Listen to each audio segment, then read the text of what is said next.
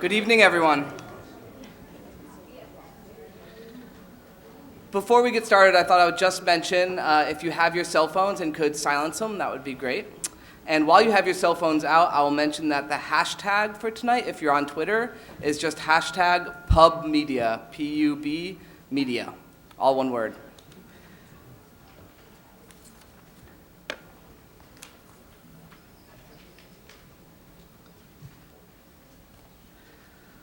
So thanks very much for coming out tonight. My name is Josh Stearns, and I'm the Associate Program Director at Free Press. For those of you who don't know, Free Press is a national, nonpartisan, nonprofit organization working to fight for better media around the world and around the country. We work on issues from broadband to public broadcasting, from media consolidation to journalism. But our work is all inspired by one common theme and one simple idea. It's the idea that local people around the country should have a voice in the media policy decisions that are happening in DC that shape everything we watch, read, and hear. We were founded about 8 years ago by a scholar, a journalist, and an advocate. And those three people have really shaped the organization we've become. From our earliest days, we've made critical and cutting-edge research a core part of our work. It serves as the foundation for each of our campaigns and our organizing efforts. We have a research department in-house, and we oftentimes work with researchers out in institutions around the country, like we did with Rod Benson and Matt Powers on this project. So, as such, I am thrilled to announce that this summer we're going to be launching the C. Edwin Baker Media Policy Research Fellowships. This is going to be a fellowship program for graduate students that's made possible through a generous gift from the estate of C. Edwin Baker. Through the C. Edwin Baker Media Policy Fellowship, graduate students will connect their coursework and research to the cutting-edge media policy issues facing our communities around the country. Ed Baker was one of our leading scholars on the First Amendment, but his work never ended at the campus gates. He was a tireless advocate and a public intellectual who often spoke in Congress and testified at numerous hearings. He also advised many nonprofit organizations, including Free Press, as we launched our Save the News campaign a couple years ago. Ed was instrumental in that. We honor Ed's memory by launching this Media Policy Fellowship and helping to advance the next generation of media policy researchers, advocates, and activists. We're accepting applications for this summer right now. And there's more information about that in our internship flyers in the back. So many of you have probably heard the buzz about the next year's budget, the Corporation for Public Broadcasting, and the potential threats that are out there right now. This new report by Rod Benson and Matt Powers could not have come at a better time. We expect to vote this Thursday on a House funding bill that would zero out federal funding for the Corporation for Public Broadcasting, NPR, PBS, and a wide range of other non-commercial media outlets.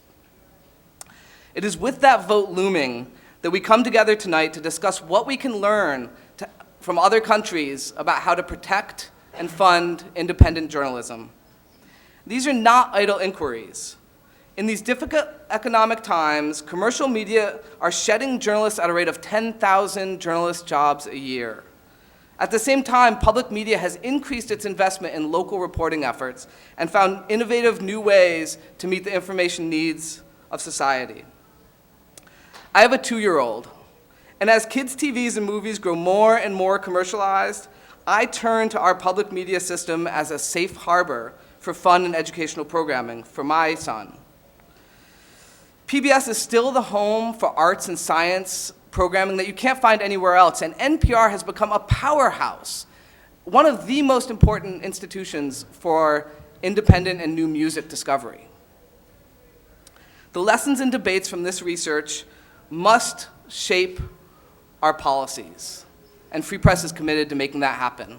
I look forward to our discussion tonight, and I'm thrilled to have Vince Stehle from here moderating tonight. Through his work with the Knight Foundation and earlier with the Stearns Foundation and the Chronicle of Philanthropy, Vince has gained a panoramic view of the future of news ecosystem, the public media ecosystem, and in general, all the work going on towards the public good. In addition to 10 years at the Chronicle of Philanthropy, he's written for a wide range of publications, including The Washington Post, The Nation, and served as an advisory or board member for Philanthropy New York, the nonprofit Technology Enterprise Network, that many of you know as N10, and the grant makers in film and electronic media. So with that, I'm going to hand it over to Vince. Thanks so much for coming.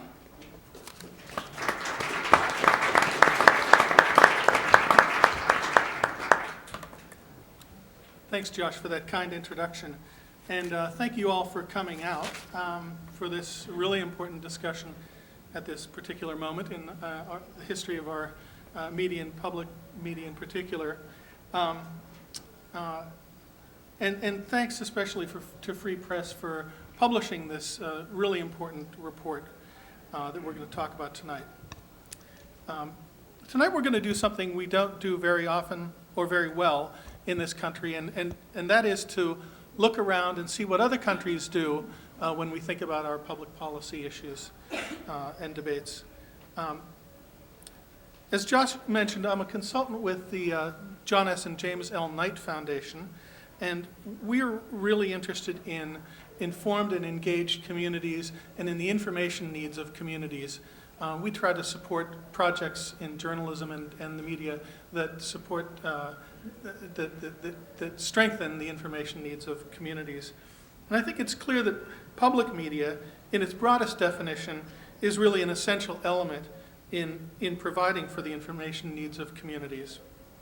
There's a lot of talk about media ecosystems these days, and if you accept that the ecosystem is a useful analogy for us to think about when we're thinking about strengthening media, you would probably also believe that it's important to maintain the broadest diversity within the media ecosystem. And I think it's particularly challenging if we think that there may be proposals that would greatly undermine such a core element of the media ecosystem as public media, as seems to be discussed right now. I think it's great that we're having this discussion in one of the great universities of our nation, and not just because this is the home base of our researchers here, but because universities play such an important part in the health of public media in particular. I'd just like to mention three ways, and that is obviously in conducting the research along the lines that we're going to be discussing tonight, but another is by engaging directly in public broadcasting. It may come as a surprise to some, but the majority of public radio licenses and many public television licenses, particularly where there are dual licensees, are actually held by educational institutions and largely colleges and universities. So they play a very important role. Now, some would argue that this is actually a problem and that public media could be done better by direct governing boards of community boards, if you will. Well, certainly it may be true that there are better ways of doing it. Nevertheless, universities are doing it now, and that may be a topic of another research project perhaps and another panel. But suffice to say that universities play a vital role in public media today. But the other thing we can say about the future of media is that the future of media is being shaped by universities. Now, universities also educate future journalists, and they create new forms of journalism. Knight Foundation has been one of the leading supporters of journalism education, and I'm happy to say that we provided a very interesting grant to NYU recently for its work with the New York Times in the newspaper's local blog service, the local East Village, with a helpful visual guide over there. We have an image which is the sign for the local East Village. Now that's a very interesting project that has been developed by Brooke Kroger, who's here, the director of the Carter Center, the Carter Institute for Journalism here at NYU, and her colleagues, Jay Rosen and others. It does a number of things. It's a hybrid that really, I think, points to the future practices of journalism. It's a pro-am collaboration of professionals and amateurs. It's a collaboration of a university and a major commercial newspaper. It's a collaboration of the academic institution and the surrounding community. And it's a collaboration between hacks and hackers, as they say, between the journalists and the computer scientists who are creating new tools for journalism. Actually, that's a whole lot of collaboration for one grant. I think you sold yourself short. You should have sold that to 5 or 6 different funders. But you'll come back, I know. But all of this is to say that they're really helping to create the future of journalism. And I think it's a really important, vital role for the university to play. I'm really glad that we're here to hear about the future. But first we have to understand what's happening today, and today in other countries, as we're thinking about shaping the public media service of the future in the United States. And for that, I'm very happy to introduce Rodney Benson, who's the Associate Professor and Director here of Graduate Studies in the Department of Media, Culture, and Communications at New York University. And along with Matt Powers, who's a PhD candidate here at New York University, whose research includes the sociology of news. They're going to give a presentation of their paper that you all either have in your hands or should get on the back table. And then after he makes his presentation, I'll lead and moderate a discussion with our panel of discussants. Thank you.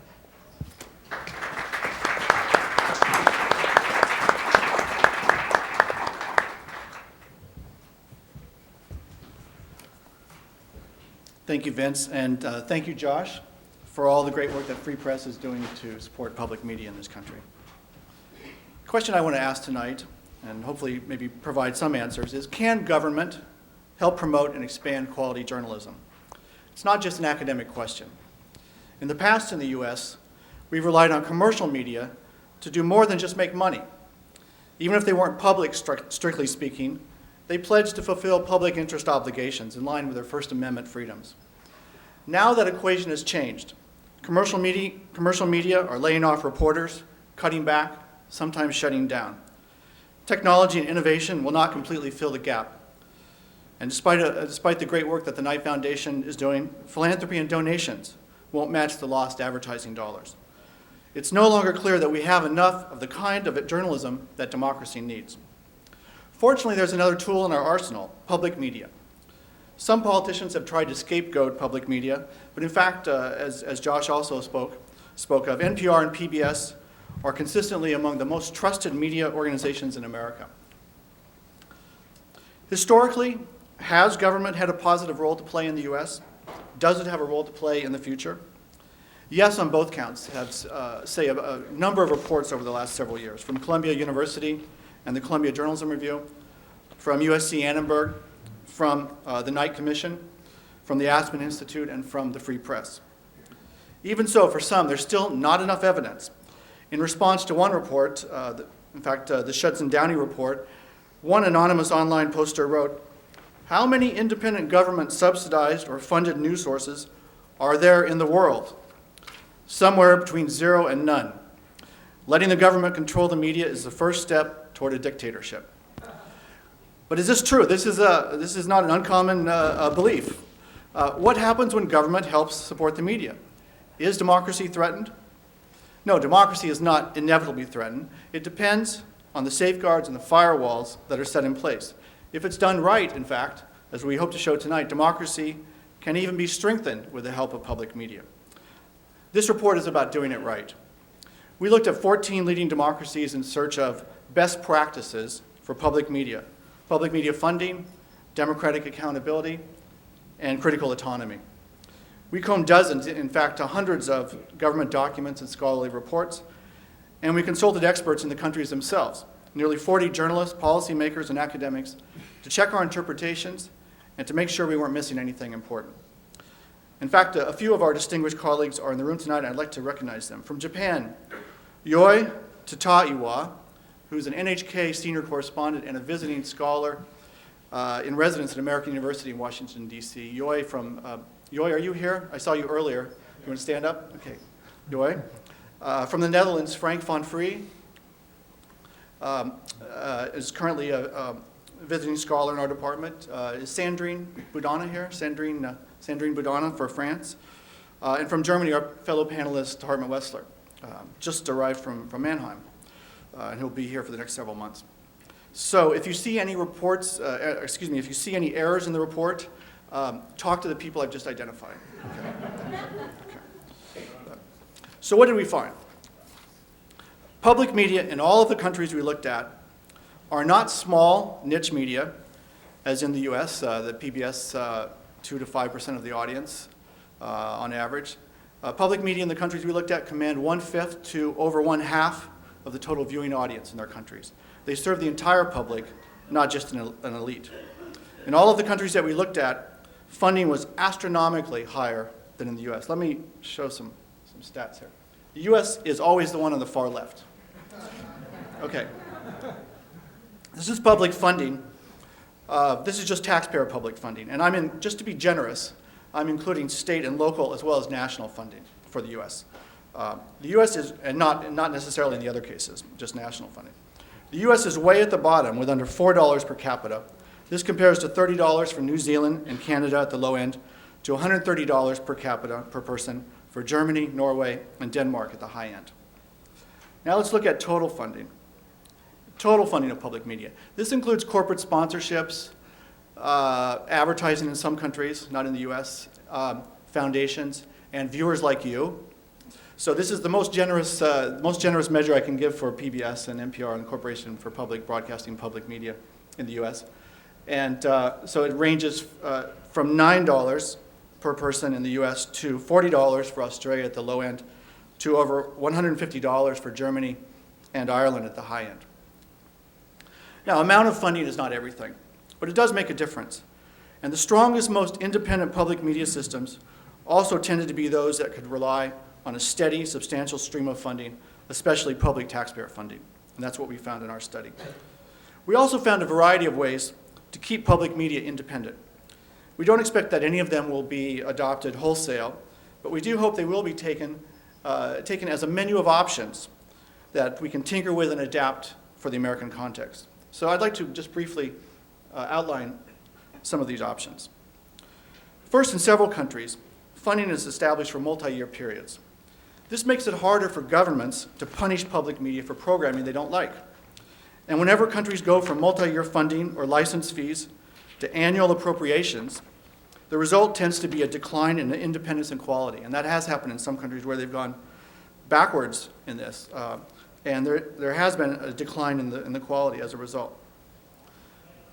Second, funding and regulation work best when they're content neutral. This is especially relevant for the case of newspaper subsidies. And we did find that newspapers are subsidized in several of the countries in our study, in the Scandinavian countries, in France and in Belgium, and in the Netherlands. As Matt will note, many studies have found subsidized newspapers to be just as critical, just as independent as commercial newspapers, as wholly commercial newspapers. The key is to make sure that subsidies are linked to general criteria like circulation, advertising, or market position, and not to specific content. For example, in France, both the far left and far right newspapers have received subsidies. Third, public media seem to be strongest when citizens feel that media are directly responsive to them rather than to politicians or advertisers. So audience councils and other public bodies help provide this link in Denmark, Germany, the Netherlands, and the UK. Fourth, it's important to have strong legal protections of democratic accountability and autonomy. So in the UK, this takes the form of a royal charter.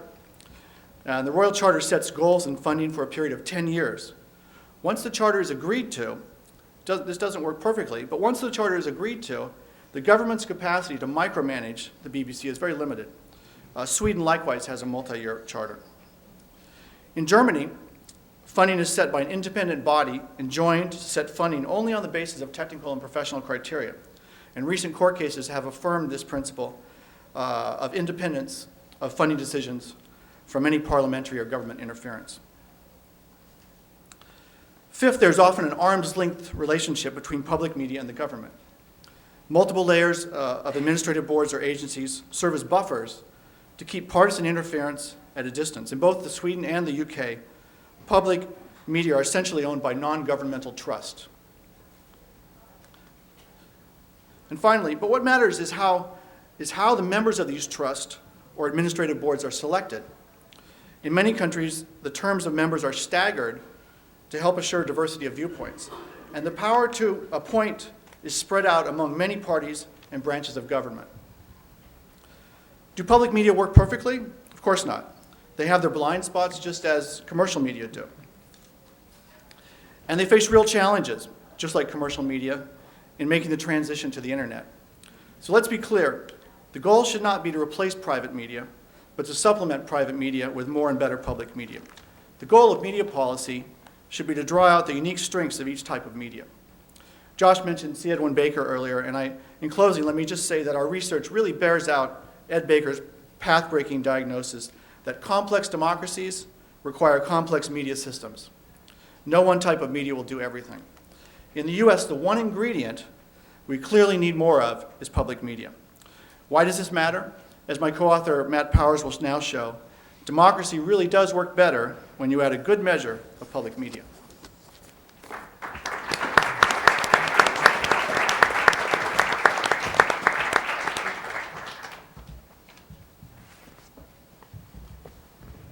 Thanks, Rod.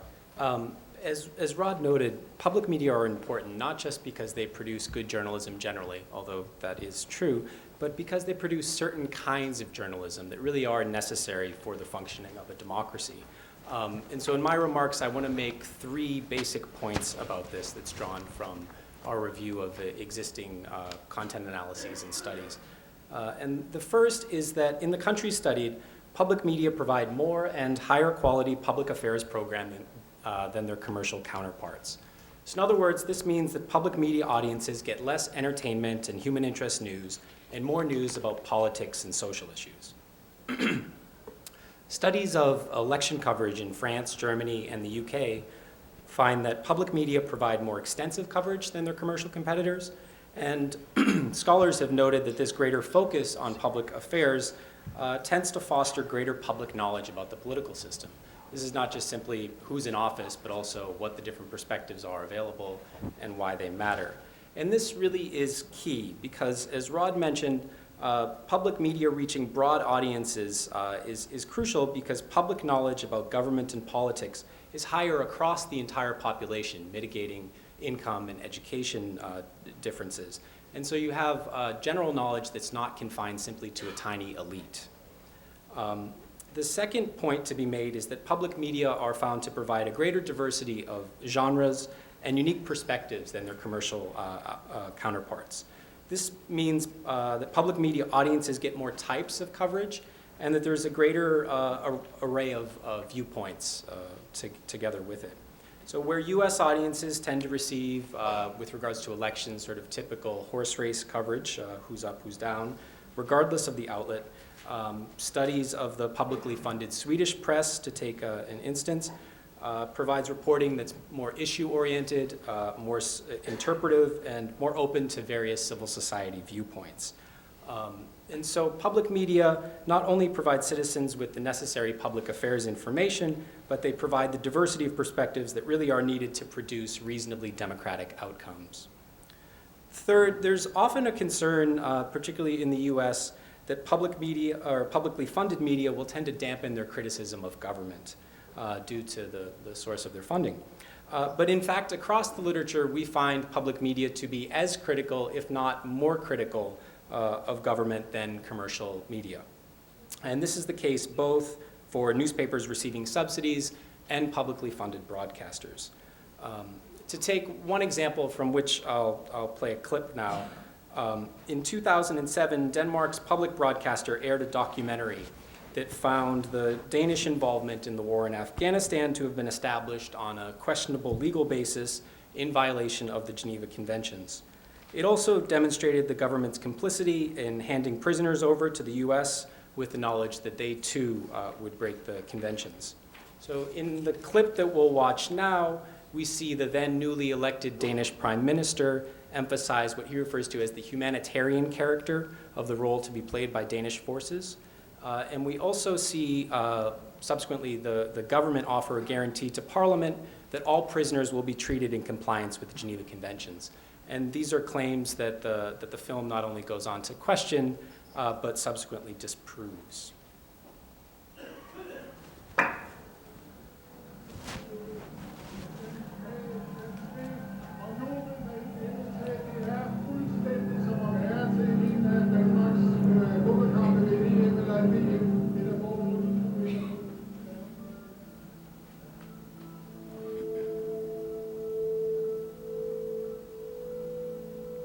2 months after the terrorist attack on the World Trade Center, Anders Fogh Rasmussen becomes Prime Minister of Denmark. 3 days after assuming office, he has a telephone conversation with the American President George W. Bush.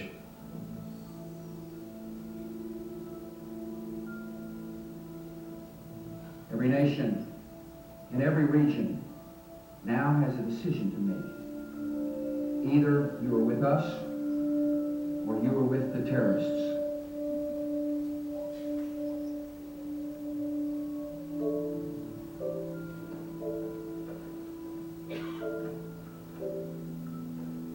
Statsminister Anders Fogh Rasmussen er netop i gang med at orientere pressen. Vi har vores reporter Camilla Thorning på Christiansborg lige nu, og Camilla, er der fortsat politisk opbakning til at sende danske jægersoldater til Afghanistan? Ja, det tror vi bestemt, der er. Vi prøver nu lige at høre, hvad Rasmussen siger. Hvilke opgaver forestiller du, at specialstyrkerne skal løse i Afghanistan? Altså, amerikanerne har over for os understreget den humanitære karakter af de danske styrkers rolle i Afghanistan.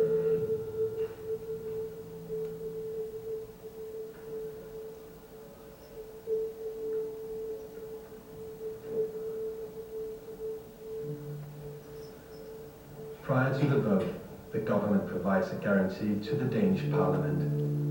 All prisoners will be treated in compliance with the Geneva Conventions.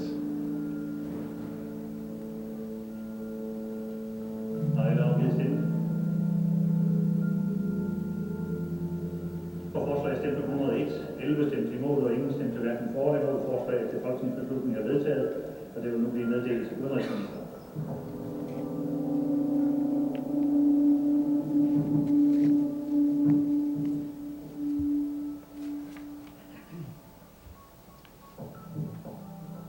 USA er udpeget som fjende af alverdens terrorgrupper, og det er ikke tilfældigt. For USA repræsenterer alt det, som religiøse fanatikere og herskesyge tyranner frygter og foragter.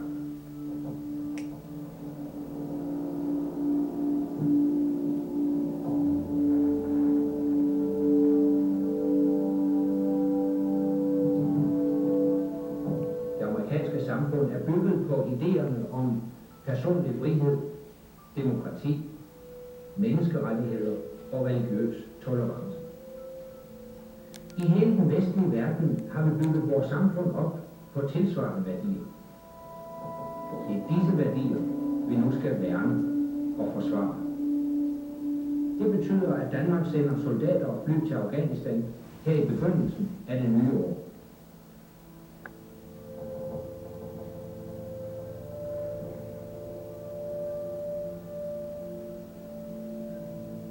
Jeg er stolt over, at Danmark kan yde en indsats. Og til jer, der skal afsted, siger jeg, vi tænker på jer.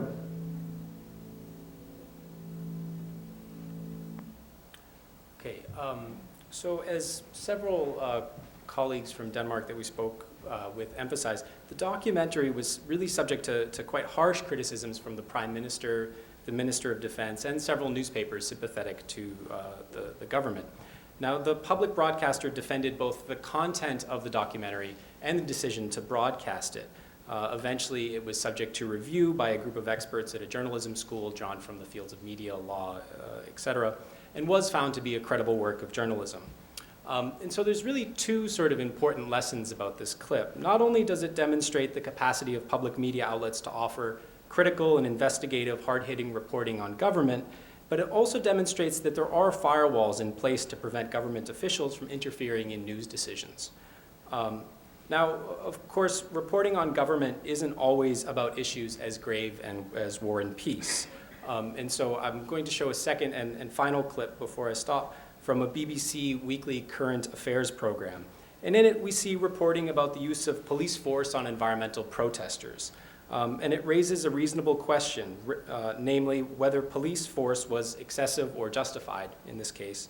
And it digs through a variety of competing perspectives to make sense of what is in fact a complex issue.